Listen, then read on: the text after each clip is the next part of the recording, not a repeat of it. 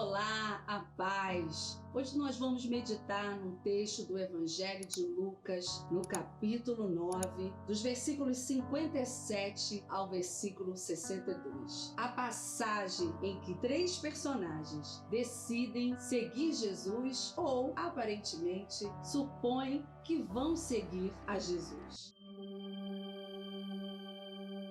Vamos fazer leitura do texto? Lucas, capítulo 9, versículos 57 a 62. Enquanto seguiam pelo caminho, alguém disse a Jesus: "Eu vou segui-lo para onde quer que o Senhor for." Mas Jesus lhe respondeu: "As raposas têm as suas tocas e as aves do céu têm os seus ninhos, mas o Filho do Homem não tem onde reclinar a cabeça." A outro, Jesus disse: "Siga-me." Mas ele respondeu: "Senhor, deixe-me ir primeiro sepultar o meu pai." Mas Jesus insistiu: "Deixe que os mortos sepultem os seus mortos. Você, porém, vá e anuncie o reino de Deus." Outro lhe disse: "Senhor, eu quero segui-lo, mas permita-me que antes disso eu me despeça das pessoas da minha casa." Mas Jesus lhe respondeu: "Ninguém que põe a mão no arado e olha para trás é apto para o reino de Deus." O evangelista nos demonstra nesse texto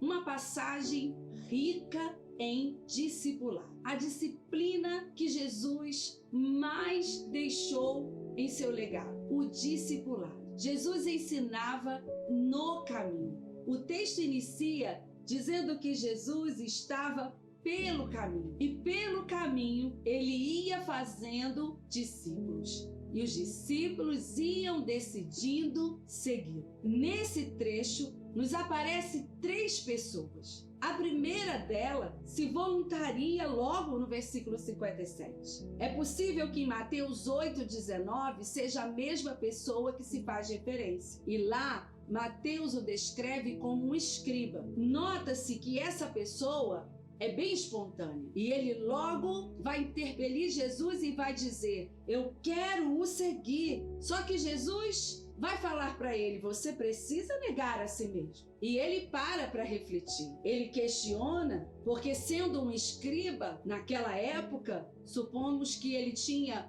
sua casa, sua família, seu conforto, seu emprego seguro, e andar pelo caminho como peregrino teria que abrir mão desse conforto, dessa zona de conforto. Será que ele estaria disposto a estar com Jesus em algumas noites aonde Jesus não teria onde reclinar a cabeça e teria que dormir sobre uma pedra? O segundo personagem, esse não é ele que faz a proposta, mas é o próprio Jesus. No versículo 59, ele é honrado, porque o próprio Jesus aponta para ele e faz para ele um convite e diz para ele: "Vem, siga-me." Que coisa linda! Quando o Senhor nos encontrou no meio da multidão. Quantos de nós temos esse testemunho que, através de uma multidão, o Senhor nos mirou e nos chamou e nos convidou a seguir com ele pelo caminho? Mas este homem demonstra um questionamento. Ele diz: "Senhor, eu estou preocupado em deixar o meu pai.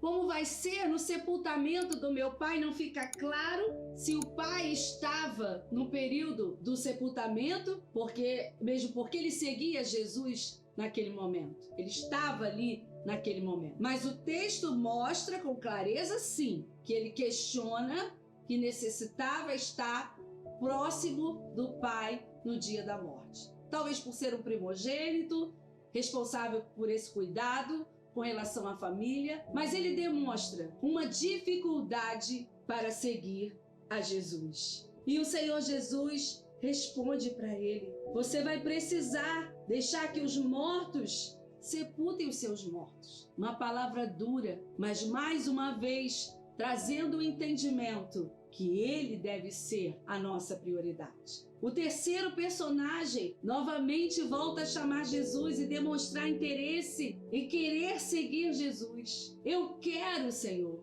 E o Senhor Jesus prontamente quer o receber, mas ele diz no versículo 61, "Eu só tenho que resolver algumas coisinhas lá em casa." Sabe, aquela hora que o Senhor te chama, que o Senhor te escolhe, mas você coloca vários empecilhos na frente. Ele diz: eu tenho que voltar lá em casa e resolver algumas coisas. Aí o Senhor diz para ele: meu querido, quem coloca a mão no arado não pode olhar para trás. Arado é uma ferramenta na agricultura que, se nós não soubermos utilizá-la de forma correta e atenta à voz do agricultor, a lavoura vai ficar toda cheia de atalhos. Precisa ser um caminho reto para que a lavoura fique correta e a colheita seja correta. Entenda que o mais precioso nesse texto que eu posso perceber é que é um texto reflexivo, porque é um texto que tem o questionamento dos três, mas não tem a resposta. Eles não conseguem responder a Jesus. E se Lucas deixou esse registro sem a resposta deles, é porque ele desejou deixar esse texto de forma reflexiva, ou seja, um texto aberto. A resposta cabe também a mim e a você. Toda vez que lemos um texto com esse teor, a interpretação deve ser dessa forma, uma reflexão. O que será que esses homens responderam? O que será que eu responderia? Se tivesse um pai em casa já idoso, se tivesse algumas coisas em casa para resolver, se Deus me escolhesse no meio da multidão, se eu tivesse um emprego seguro, será que, se Jesus me convidasse hoje, eu poderia seguir com Ele pelo caminho? O que hoje seria obstáculo para você seguir o caminho com Jesus?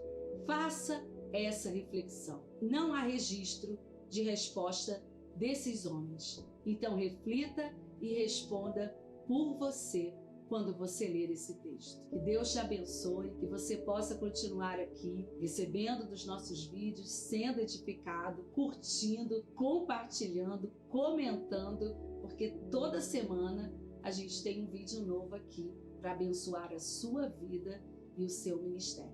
Amém? Deus abençoe.